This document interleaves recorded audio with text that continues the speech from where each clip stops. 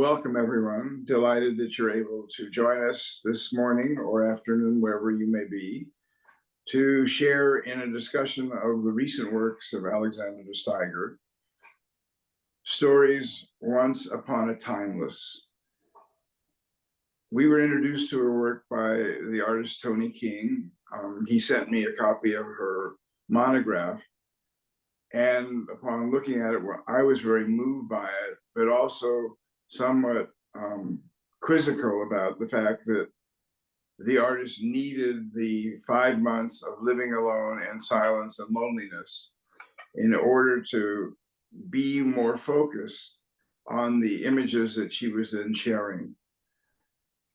When you tell that story to someone, oh, she's on an island, she's by herself, she's a caretaker, they think it's kind of strange in a world that is so inundated with information, images, needs, activities, that loneliness or aloneness seems to be an ongoing challenge for all of us. Recently, we were in Amsterdam on Liberation Day, and at 8 o'clock in the evening, the entire country went silent for 2 minutes. Think about that. Think about 2 minutes of quiet for yourself, and then extend it into 5 months. What it feels like and how it changes your attentiveness. So I think what we have experienced with Alexandra's work over these years is the direct result of her commitment to that moment and extended moments of quiet and quietude in order to create the works that we're going to be discussing today. I'm going to ask, as we go through, each of the people who are participating with us simply to introduce themselves and a brief note about who they are and possibly their relationship to Alexandra's work. It seems to be a much more fluid way to do it than for me to read bios. But I do want to begin with a quote from Brother Thomas, which is frequently done. Aloneness and loneliness are not the same thing. Aloneness is profoundly metaphysical, a consciousness we are never far from the edge of existence. We are not far from the edge of existence. So let's look at both the cover of the show for 1 minute.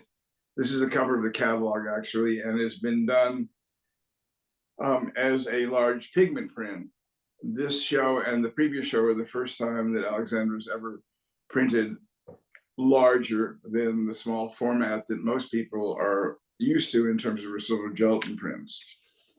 So if we can, let's look at the first image, and I'm going to ask if Rachel, you would begin just responding to it for us and then taking us into this timeless storytelling that is part of Alexandra's work.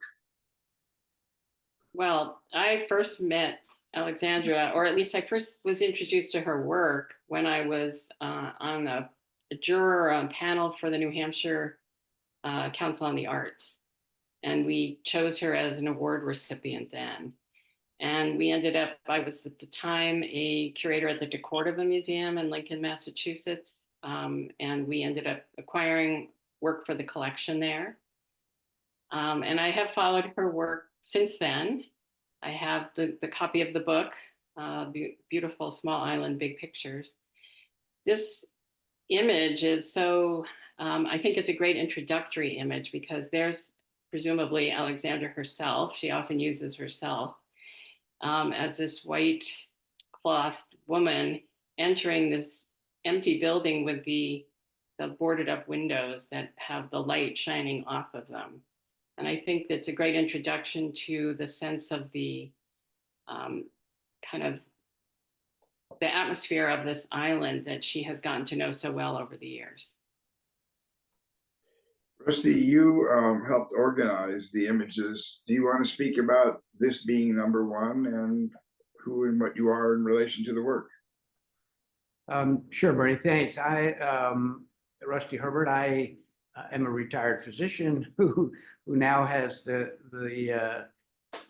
distinct advantage of working in the gallery with Bernie, and that's where I met Alexandra's work and then subsequently Alexandra herself.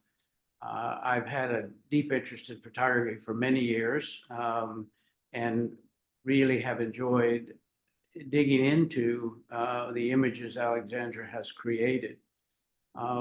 I put together a series, and we're going to see them over the next 5 or 6 slides, where the image of the woman, Alexandra herself, as she enters this building, becomes more and more ephemeral, if you will.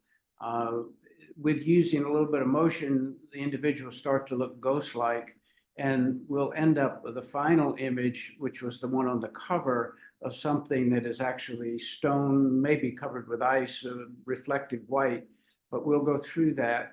I think it's a journey that is purposeful in her mind as one goes from the solid, identifiable individual to images which are reflective of emotions, thoughts, ghosted aspects of our identity, feelings that I'm quite sure that she nurtures during her time on the Isle of Shoals. I love this image. We'll see more about how she deals with angles, but here we have some wonderful right angles, just really emphasizing the rectangular aspect of this particular set of not of one image, but this set of windows, the house itself, and the reflective aspect of the white boarded up windows. But we are, as Rachel said, we're entering into now, it's kind of a great image, into a sort of darkness, and not dark necessarily bad, but introspection in some way. And so we'll follow this train for a little bit, but there are so many wonderful aspects of what Alexandra does with her photography, from composition to light and dark to textures. And we'll explore that a little bit more today, but this is a great start. I just want to jump back in because I was looking at her book again, and she writes in there that arriving by boat, when she arrives on the island, she's walking towards the old hotel, which looms ahead, its empty windows watching. And it made me think of this image, because even if this isn't the hotel building, it's those empty windows that seem to be watching. And waiting for her. Yes. Indeed. Mara? Well, so I'm retired from the Brattleboro Museum and Art Center, and Alexandra is an artist that I don't know her work. So that when I got the catalog and started looking at it, I thought my participation today could be that of a visitor to the gallery, because I don't know her work. But even when you don't know an artist's work, you're walking into a world that they have created. They've put these images together for some reason. They're a human being with thoughts and insights, technical abilities, aesthetic abilities, and we have to greet the work like that, with fresh eyes, without a preconceived notion. So when I walk into a picture like that, I'm struck by her pictorial space, and the angles that Rusty was talking about, and the pulse of these windows that seem to really pulse forward, that reflective quality to it, and that she's about to enter a dark void. The edging along the right side, which is the landscape, but it also somehow pushes the plane into a sort of very rigid composition across the top and the start of the side, but with these trees melting into it. So the picture planes are pulsing in different directions, so that the house almost feels alive to me.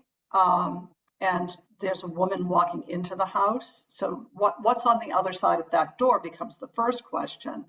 And so the narrative element of the piece is composed and really quite beautiful as this is. The narrative element is like, what's she walking into? Why is she in this desolate, boarded up place?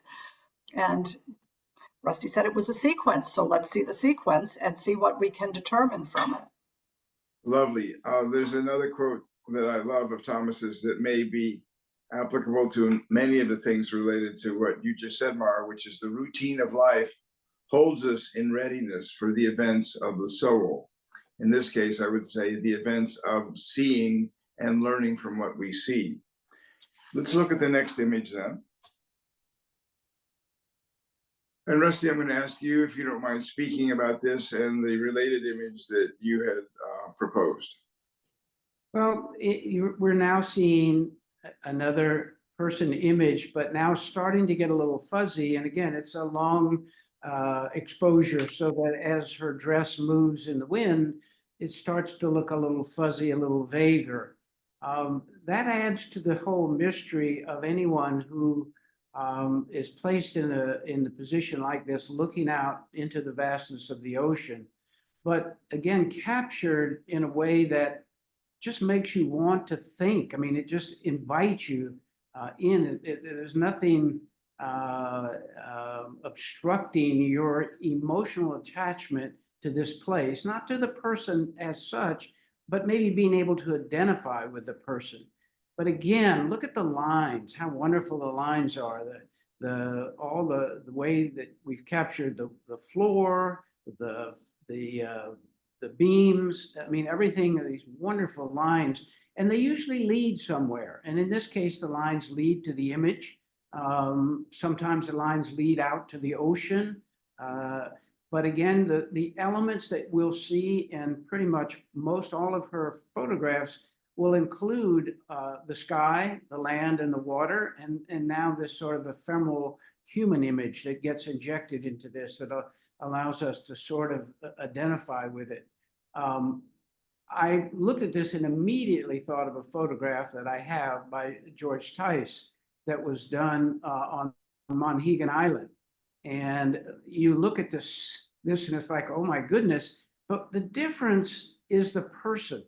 And there's something about Alexandra's work that brings something human into almost everything. And it can be vague and require that the viewer, stretch a little bit to get that. Where George's image on the left, that you can see, without a person, doesn't necessarily engage a humanness. I mean, there's a beauty to it. These are two islands. Interesting enough, Rachel brought this up yesterday. Right off the coast, Isle of Shoals and Monhegan Island. But I thought it was an interesting comparison when you put again, somewhat diminished focused individual in the same position. But I thought it was an interesting comparison. There's also, go ahead. I'm going to jump in that the other thing about Alexandra's use of the figure, which, as I mentioned, is often herself, not always, but often, and as you say, Rusty, it gets more and more ghostly, is that it brings up the subject of time, because her works seem timeless in the sense that the landscapes are timeless. The water, the rocks, the shore will presumably always be there. And the figures, as they get more and more ghostly, suggest past people, but also perhaps people who may be there in the future. So by using the human presence, she evokes the passage of time. Yeah, and Tice's image doesn't have that in it, but it's a beautiful image. You go from woman to womankind, or human to humankind, as you start to expand what that image brings you to. There's also this wonderful sense of canvases or defined spaces, the two in George's piece, and then the three in Alexandra's pieces. Each of the segments in her piece, really like a triptych, with her being in the centerpiece of that. And then you can actually look through the fencing as well and create other small vignettes or paintings or structures through which to view many abstract qualities of the total picture, which places her at the very center of it. Mari, your thoughts? Well, I'm interested in this piece about nature, the man-made. So you've got the jetties are man-made, and this porch is man-made, and then of course the person in the whole piece, and it's sort of, it moves through to like the fragility of the wood by comparison to the rocks, and the fragility of the person by comparison to the porch. And so that passage of time that Rachel was talking about is just really embedded in so many things as you look carefully: the peeling paint, the sun-bleached floor, the grayed off, I always call it the Cape Cod graying of wood. You get the grayed off wood. And really, as Rusty pointed out, the disappearance or melting movement quality of her hem, sort of that's where it starts wisping out, and so I think that the passage of time is really embedded in this piece. It has that sense of moving you into it in terms of its own design, with the figure and that final column securing our vision, but at the same time then opening up all three of the other windows, one with the rocks, one with the distant island, and then the endless sea and the sky above. Rather an extraordinary piece. Let's move on. It's interesting how her picture has this real human quality to it. It's almost foible in a way. Again, I think what Mara said, the peeling of the paint, all this, you feel a passage of time, and you feel, as a result, sort of a timelessness. Where George's photograph there's very little of that. It's the light, it's the form. It has its own presence, its own engagement, but Alexandra's pieces have a humanness to them. And again, there is a person, which makes a difference for sure, but it's just so fascinating to compare how you get drawn into two images in very different ways. And now we'll see a vague figure in the next piece. Mara, would you like to begin commenting on this? So my comments on this piece, sort of one's the art history kind of lens, and then the other one is the kid who grew up on the sea. So the art history lens, this sense of permanence and impermanence of the spiritual floating through to the material world, harkens back to Minor White, mid-century photographer, who wanted to blend the sort of very rigorous formal photography, where the art form itself is the form, with a sense of the something transcendent or meditative or spiritual. So when you have this ghostly image where she is an apparition of some sort, the first thing I think is, what is this old house, antique house, this very substantial newel post and staircase rhythm going up the side, this very deep baseboarding on the bottom. So this is an older house. This is a 19th century house. Who is this woman? Is she a woman from the 16th century who just, her house may have been on this spot? Is she a woman from the 19th century? Is she a woman from the future? Her gown and her dress and her hair are sort of ambiguous in terms of its time. And this beautiful hand just resting on the post. It's very tender. And so what is the transcendent that's happening in this piece? Now, the other part of me, the kid who grew up on Boston Harbor and Cape Cod with stories of the sea and ghost stories. The Isle of Shoals is sometimes called Smutty Nose. There were very famous murders that happened there of 3 women in the 19th century. And so, is this history bleeding through? Is this narrative content known to the artist or unknown to the artist, known to the viewer or unknown to the viewer?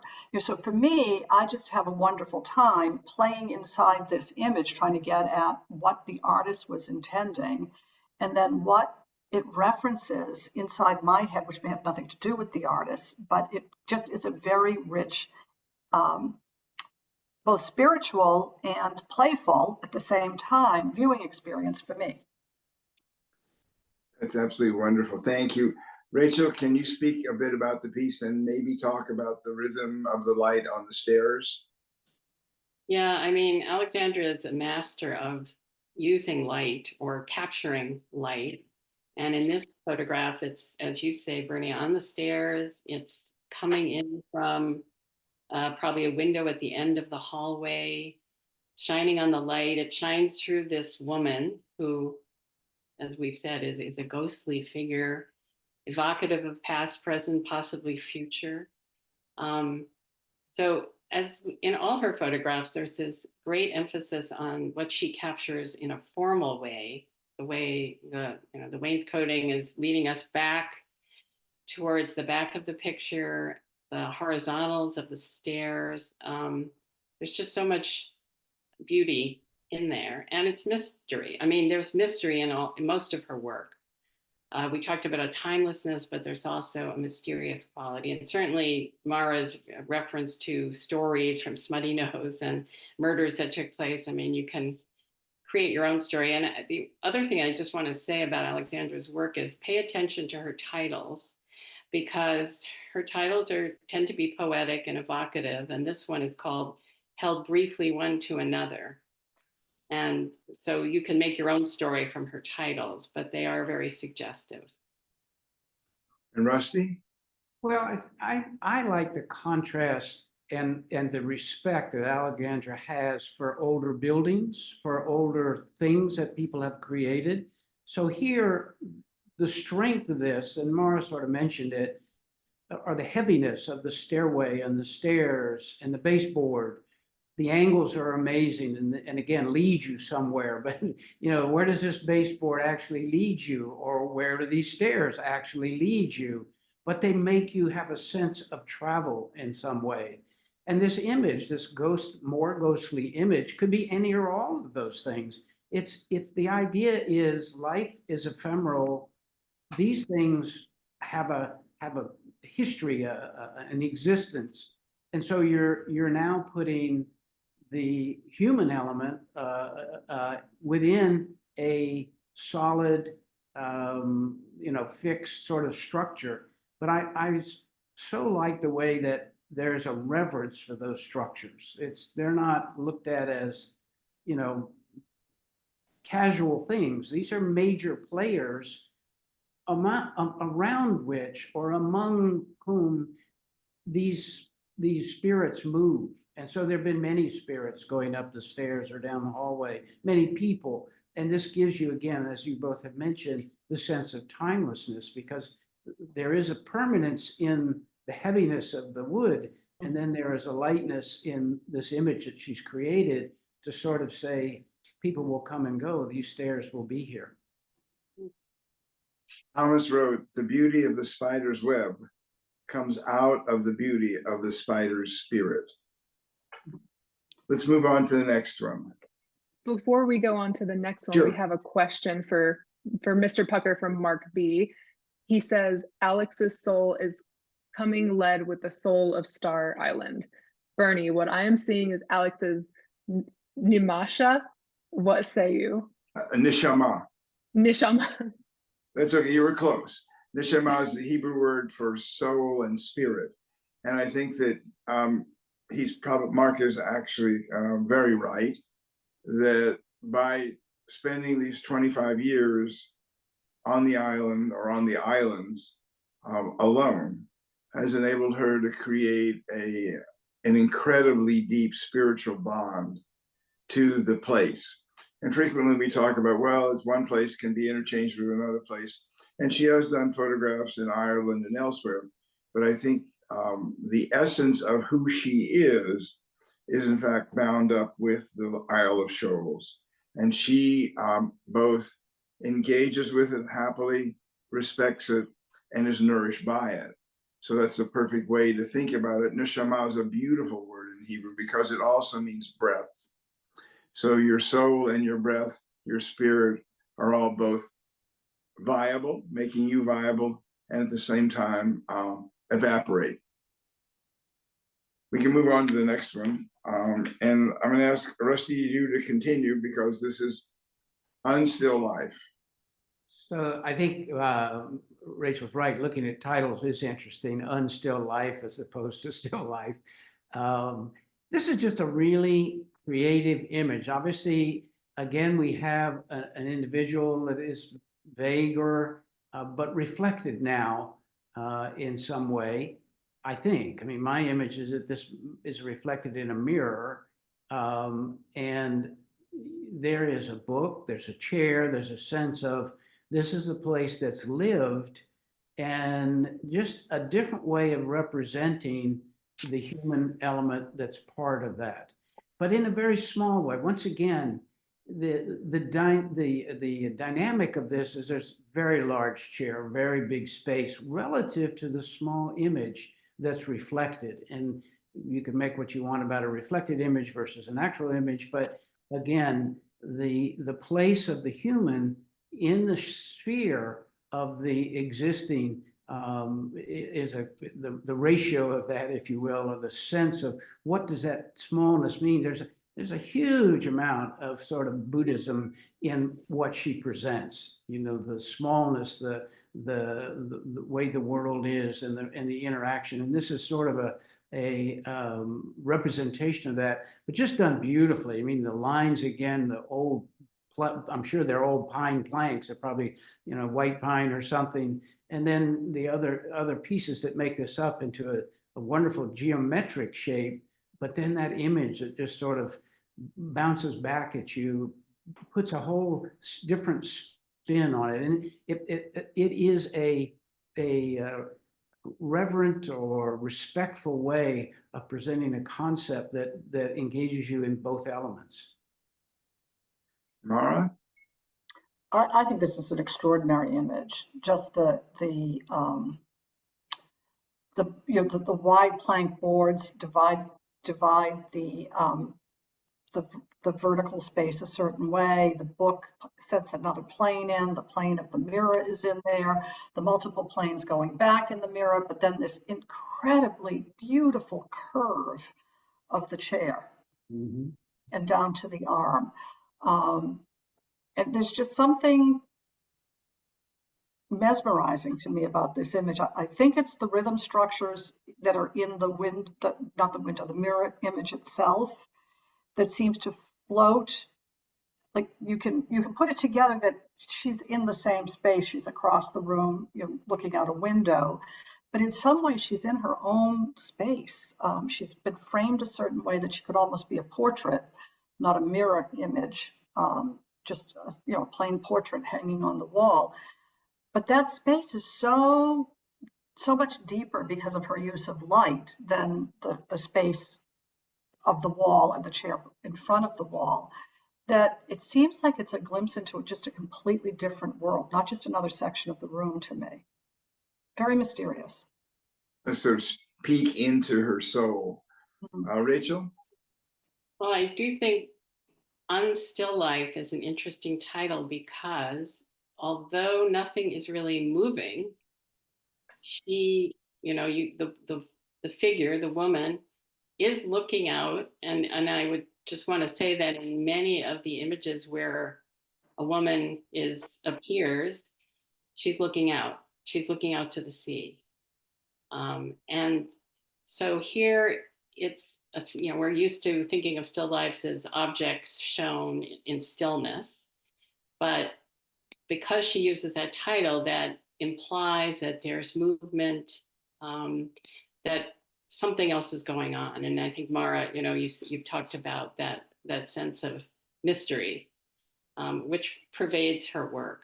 So I think that looking out to sea, and the other difference is that in her exterior work of the island, there's such a vastness. Usually we're looking out at vast landscape of sea and sky, and the interior shots can be so much more intimate and constricted, like this one.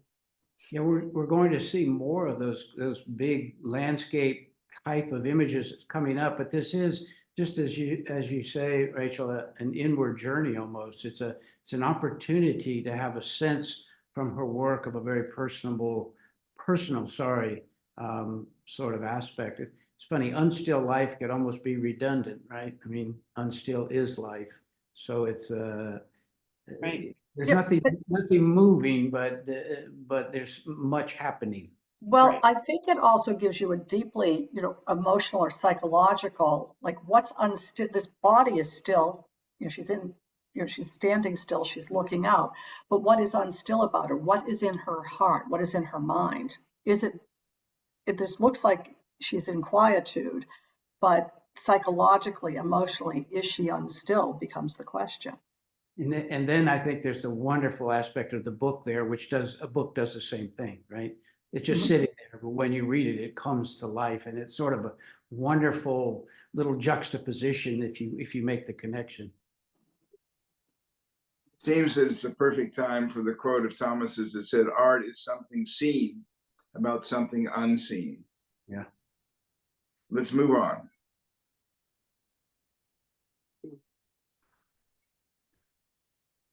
Here and the date, when we visited the Isle of Shoals this past summer with Alexandra, it was inhabited by about 350 devoted members of the United Universalist Church, I believe. And it was a gathering place. I think one of the things that struck us, of course, was that the furniture must have come from the 19th century. It's covered over in the winter. It's an arcane place in so many ways, and yet it had come to life with all of these people being there and participating. And we had a meal together in a very lovely and yet common way. There was so much energy. And I think for Alexandra, it felt like this was culture shock because she'd been there when it was totally her and the sense of space and aloneness and time to contemplate and think. So to have this image of essentially the people who'd signed in over the years is really quite a wonderful thing, and presented with the overlay of a ghost-like hand pointing at a particular line in that registry. So Mara, what are your thoughts about this image? The first thing I would want to know, what is this a registry for? What years are we looking at? So on the left, it's 1919, and it says I see hotel. 19, but do you see, like, I can't make out what it says. Is it hotel register or? Yes. Yeah, I think Okay. so. Yeah. So once you've decoded that when you're looking at this in person and not on a screen with the light streaming in on my face, you're talking about more than a century ago, going back through an old log book, an old register book. And is this the hand pointing to, somehow through time saying, here I am, 1919, I stayed here, it was summer vacation. Is this hotel always used for that, what we would call the campgrounds or the tabernacle, the revival? That we're all the turn of the 19th into the 20th century revival meetings happen. Oak Bluffs, Centerville, Massachusetts. There's one in Amherst, not far from Northampton, not far from where I am. So was this part of that spiritual movement and somebody's coming back to it? Is this just a guest who was in the hotel? Is this a future guest going back and doing genealogy many centuries later? It's just that mystery that you could tussle with. If you owned this piece and it was in your home, you could tussle with all those ideas every day as you come back to your piece in terms of its narrative content, but then in terms of, again, the formal content, the book, the way it has straight edges, but the way the sheaf of leaves gives you one diagonal light struck line across the hand down the right side of the piece. The table underneath, it looks like it's got crazed veneer on it, like it's an old surface of wood. And then there's this other light struck area on the other side. It's just how that hand moves through those two shallow spaces together. It is just fascinating to just keep looking at it and noticing things. Rachel? It almost looks as if the hotel register is levitating to me. It, you know, partly because it's bathed in this glowing, luminous light. It almost seems like it could be floating. And then, of course, you've got this ghostly hand pointing in. Yeah, it's a fabulous composition, really. The diagonal of the book and then the opposing diagonal of the hand coming in. Looking at this old script. Again, that same timelessness we've discussed about evoking the past, but also knowing that the artist is present, representing at least the present, if not what might happen in the future. This is a good piece too, I think, to bring up a quality that I think is consistent in Alex's work. And it's we're you know, talking about the timeless, is it before, after, now? It reminds me so much of like a tuning fork. When you hit that tuning fork and it has that buzz, which is similar to, you know, if you're at a concert and then listening to a composition in the end where it just kind of fades out.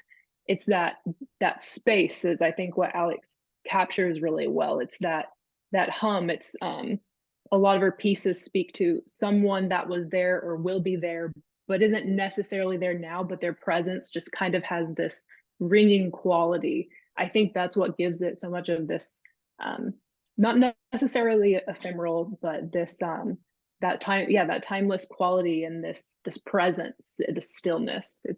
It's really quite nice, and she very consistently captures it.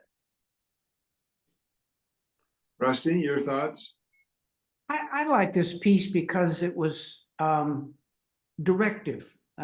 You know, rather than a vague hand or a vague image, this was a finger pointing, which grabbed me. It just made me think, okay, what's that finger pointing? Why is that finger? Am I being told to do something? And her work doesn't always do that. And I really like it. I mean, I really like the fact it's almost like pay attention, but then there's nothing exactly to pay. I mean, you pay attention to the fact that, you know, this is a hotel register from 1919. And again, it's a book, and a book shows up in her work in sort of a reverent way, not infrequently. And so all the things that have been said are fabulous. As an image, how she uses light, but I really like the concept of sort of a finger pointing. You know, is it that person? I mean, you can't read it, so that takes away any real explicit look at the name type of thing. But I looked at this and it said to me, pay attention, and I like that piece. So there are two things that come to mind. One, the word still life. This is a different kind of composition than we would find in a still life. And the other is the title here, if translated based upon the earlier question about neshama, is hineni. And that's a phrase used in Genesis 22 when God calls out to Abraham, and Abraham responds by saying, hineni, I am here. So there's a sense of indication of the presentness of the individual, you, me, or the hand belonging to someone else. We are all present in this piece in a mysterious and yet very evocative and very meaningful way. So let's move on.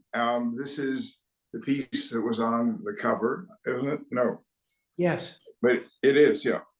And so, Rusty, do you want to speak about it and also share with us some of your thoughts?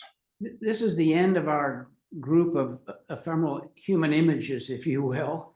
Ian, who's one of our wonderful people here in the gallery, said this image really scared him a little bit. But this is almost, you know, Christina's world in a way. This is a rock. I looked at it very carefully because, Rachel, you had thought it might be ice, and it might have an icy cover. It's hard to know, but it is a rock formation of some sort.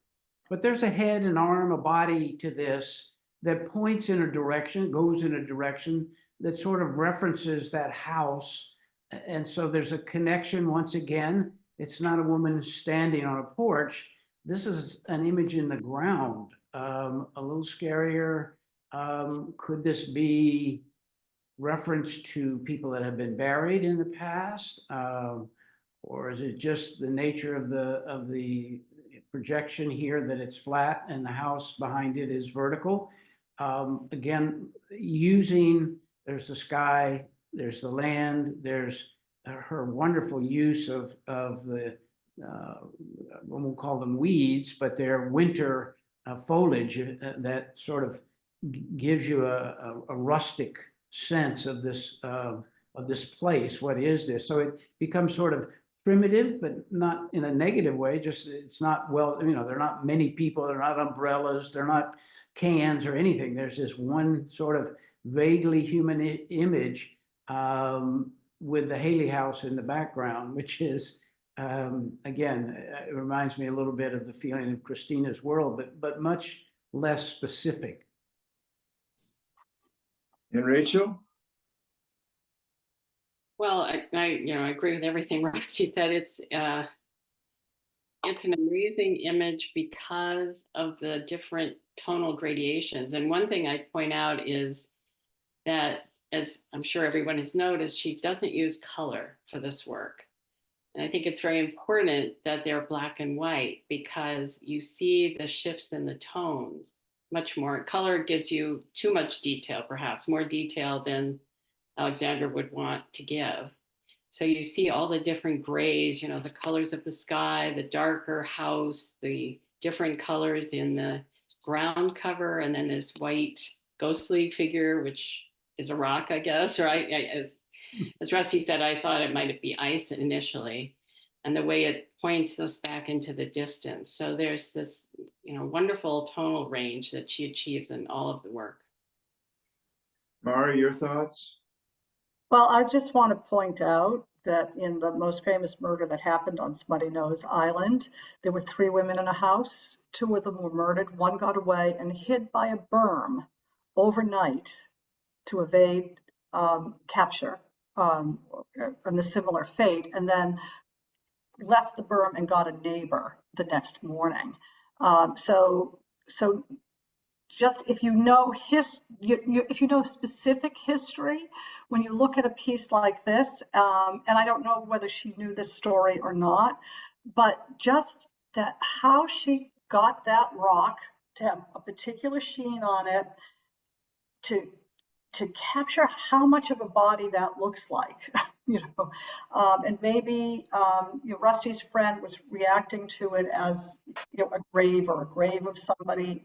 Not sure what he was looking at, but for me, I'm like, well, the whole story. It's like she captured the history of the island and somehow metaphorically has interpreted again for us. Certainly a lot for all of us to think about. Thank you. But I think that one of the invitations of Alexandra's work is exactly that. It's an invitation for each viewer to walk into these spaces very carefully. And Rachel, I love the notion that they're not in color. I think that color becomes an enormous distraction, and the use of the gradations within the black to gray to white and gives a starkness and at the same time an invitation to be present with no preconceived judgments that color always introduces from my perspective. We're going to move on now without figures, but into spaces. You mentioned, Bernie, that Alexandra follows in the tradition of Ansel Adams, Paul Caponegro, Minor White. These are all, and I can't list all the different photographers, but the black and white tradition. And in order to optimize that, one has to be able to do what she has done, which is to make contrast and yet put all the gradations in between. And so there's the whites, the grays, the blacks, and the blacks need to be black, and the whites white, and then the in-betweens. And she captures it so wonderfully. We'll see in just a minute as we move to these pictures of clouds and water and seashore and how that, but in all of her images, it's a real craft that she's been able to accomplish and create the emotion that we get from these photographs, because without it, they start to lose some of the impact. And speaking of contrast, one of our viewers has said, Alex has an image of herself lying in the grass, embedded in light, alive. This appears as a parallel image similar to Alex's, but she is replaced by inanimate stone. Comments? Yeah, it's a very good Beautifully stated. observation. Yeah, I was gonna say that was beautifully stated, whomever wrote the comment. So the work itself elicits beauty. Next image, please. There you go. Wow. So beside all the other things, rusty sky and clouds and stone, we gave you a hallway. Yeah. Your Rachel. thought. Rachel had some good thoughts. Rachel, you go with this one. I love this photograph. I mean, you can barely see, or it depends, I guess, when I see the show tomorrow, I'll be able to look more closely at it, but three figures, I think, three ghostly figures appear in this hallway. And in addition to bringing up that whole issue we've talked about of past, present, future, who are these figures, the architecture of the space and the way the light comes into the space and creates these horizontal bands or almost horizontal bands periodically down the hallway. It's just an incredible mixture of the architecture, the light, and then this sense of ghostly mystery. And Mara talks about the story of the narrative. There's so many narratives you could imagine. If you watch some of the videos that have been made about Alexandra, which I encourage you to do, you can get them from her website.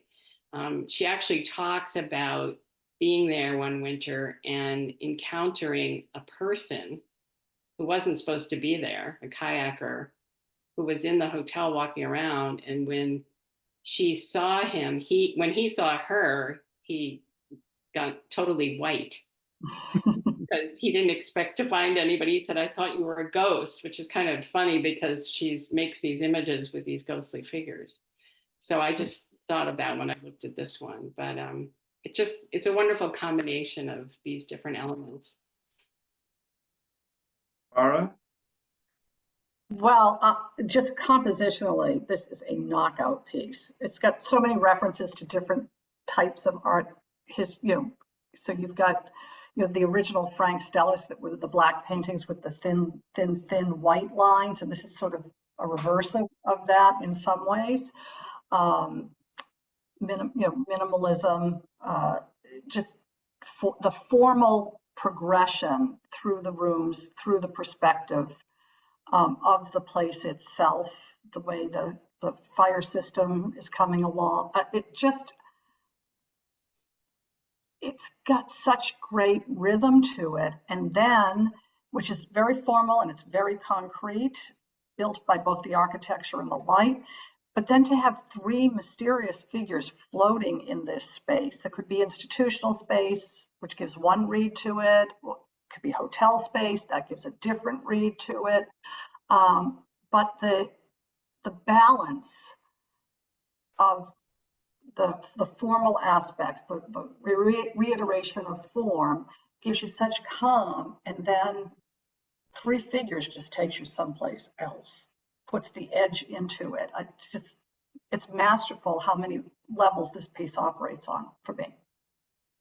And Rusty? Yeah, there's almost, it's not exactly, but there's almost a Mondrian sort of a feeling of all the rectangles as they progress down the hallway. I'll point out that, again, this is one of those 7.5 by 7.25 inch images. So this is one you can put your nose right up to, and you need to almost, and progress down the hallway. The doors are all open. You have a sense that the rooms may just be empty, though. There's a funny feeling about it. It's like, yes, the rooms are open, and then at the very end of the hallway, the door's closed. So there's this sort of invitation to explore. Why are those rooms open? And then those very vague sort of images. Does that mean they were a long time ago, or are they maybe second, third degree thoughts, because they're very hard to see initially. But it's just a masterful, wonderful, well-lit, geometric, progressive image that, again, takes you somewhere. Look at this. We're being asked to go down this hallway. But it's interesting that there's a closed door at the end. I like that. It's not open. If that door were open, I'm not sure. But I think the fact that that door is closed somehow makes me feel stronger about the image. Look at the title, it's Passengers. Yeah, So they're there. they're there, they're passing, passing through in many ways. Let's pass on to the next one. Okay, Rachel, talk about her tonal mastery. I mean, this is just an incredible gelatin silver print. The range that she gets, the almost, you know, graphite or mercury quality of reflective space, even and then the deep inky spaces, let alone this dynamic composition. You know, the sky that's lowered right above you, but raised out on the horizon, the pulse, the various diagonals, you know, the compression of space and the opening up of space. It's just formally, I think this is gorgeous. That's the only word I could use to describe it. Gorgeous. And that water looks solid, doesn't it?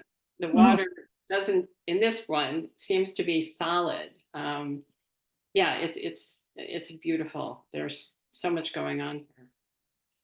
I think that we're going to see, there'll be 2 or 3 of these now that are these type of photographs of landscape, if you will, seascape, maybe a better way to put it. I think the angles are fabulous here. I mean, look how the intersecting lines of the islands in the background and the foreground come together in a wonderful angle on the right. They open up to the left, and yet there's a complementary angle of darkening clouds overhead that actually leads you to the same place. So it's like there's something happening over on the right, and all of the lines sort of take you there.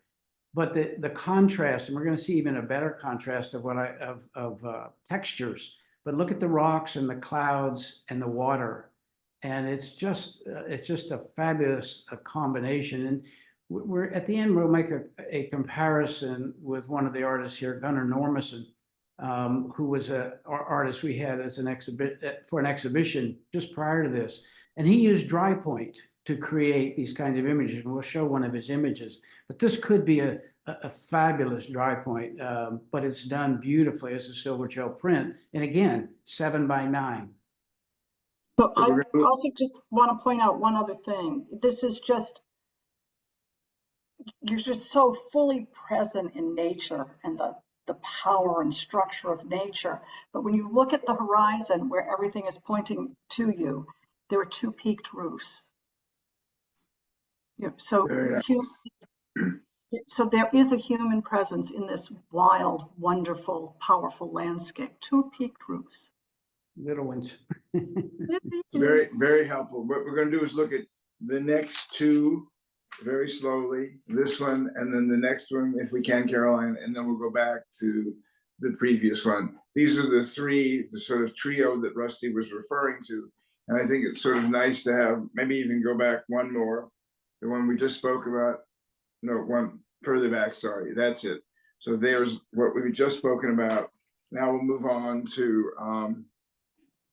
the next one, please. That's it. And just spend a little time on this and then move to the 3rd of the trio.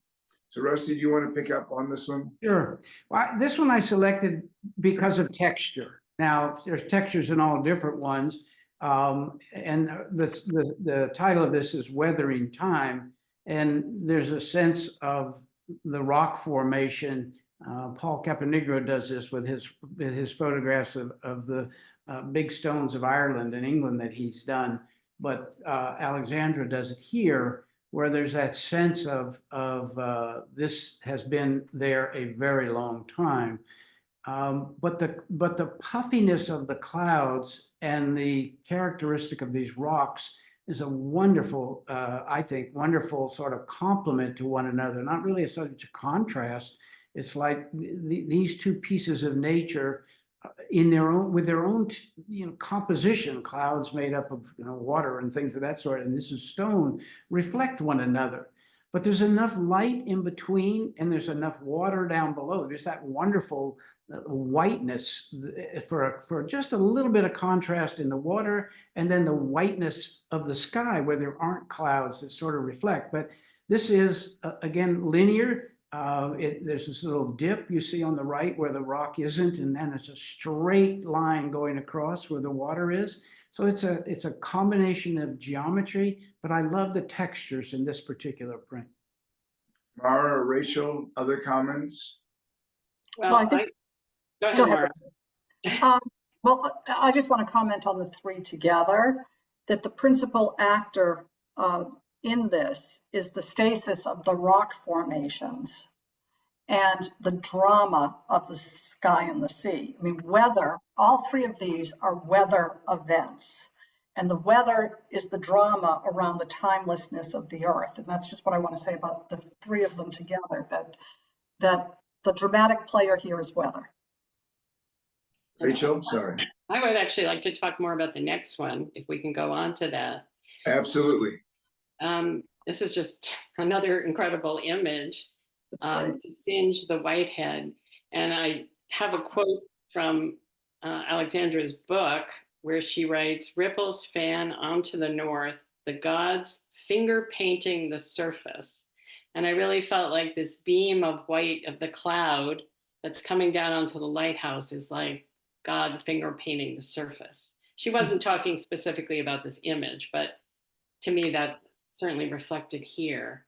And the other word I'm not sure we've used yet, maybe we have in talking about her work, is the sublime, because I think a lot of her images have that feeling of the sublime, and certainly something like this, where there's this cloud, there's the dark cloud overhead and the light shining down onto the lighthouse. It's just this palpable presence of, the spirit, the landscape. And the other thing about her work is that even though we may not know this island, we may never have been to this series of islands, we can experience them through her photographs. That's something that I was thinking. It's at eye level. This feels like I'm here. She really humanized my location to see this, and it just made that image so much more powerful. It's really beautiful. I feel like I'm standing on those stones.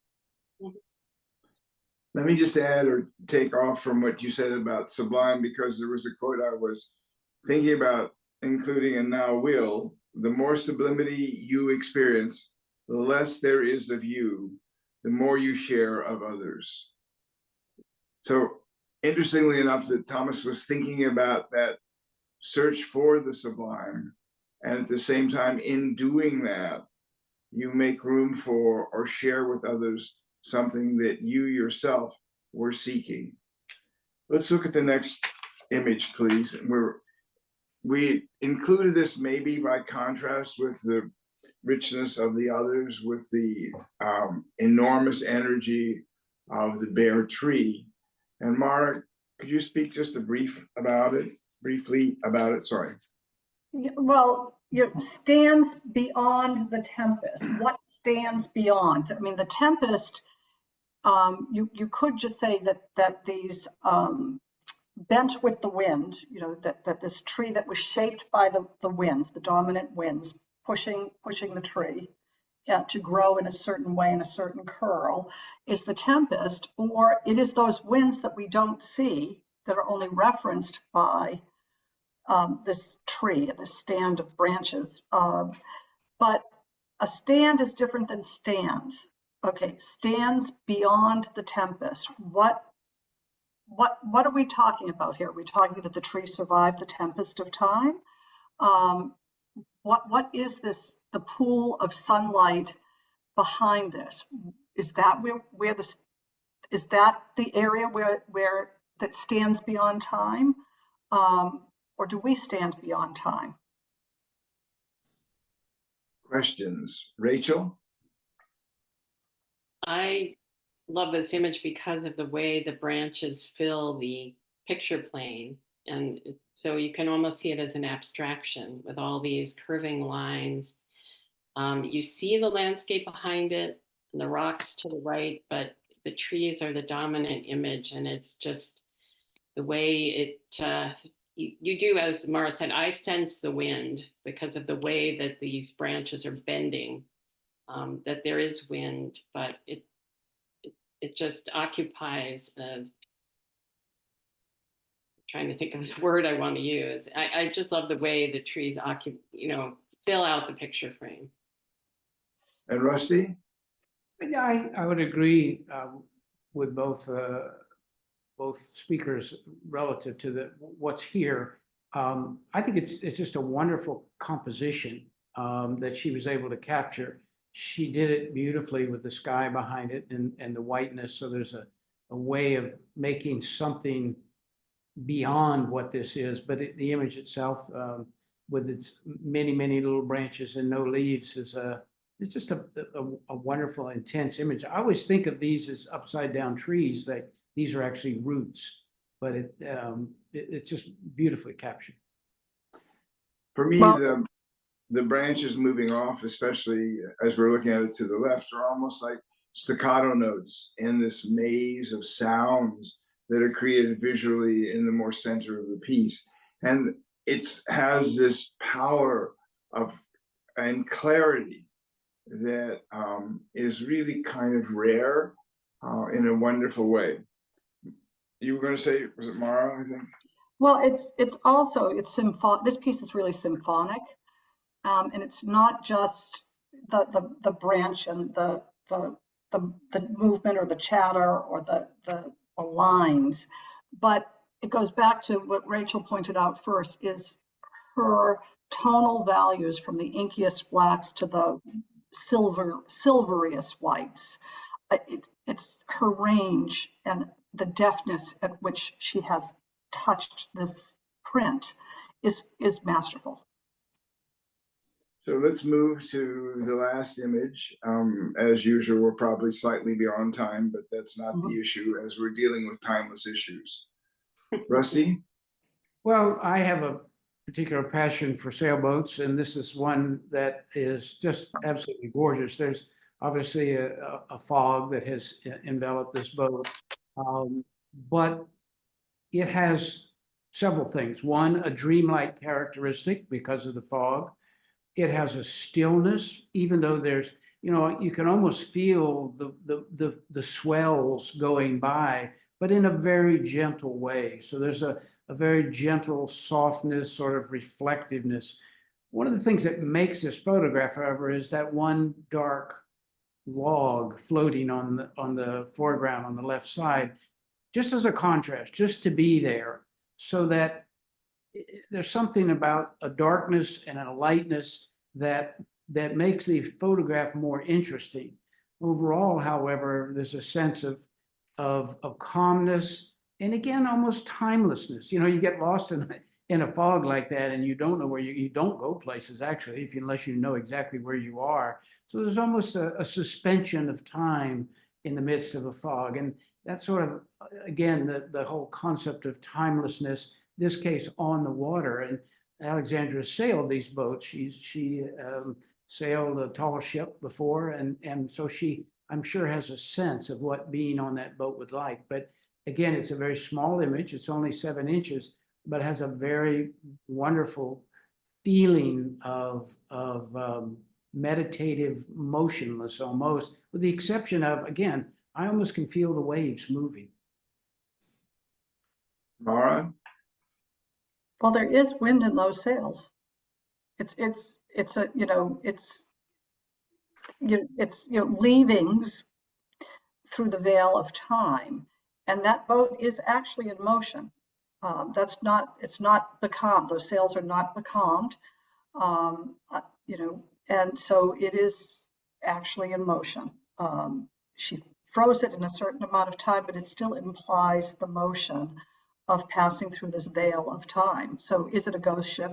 Is it just a becalmed sea? Is it it's again evocative, and it's just formally beautiful.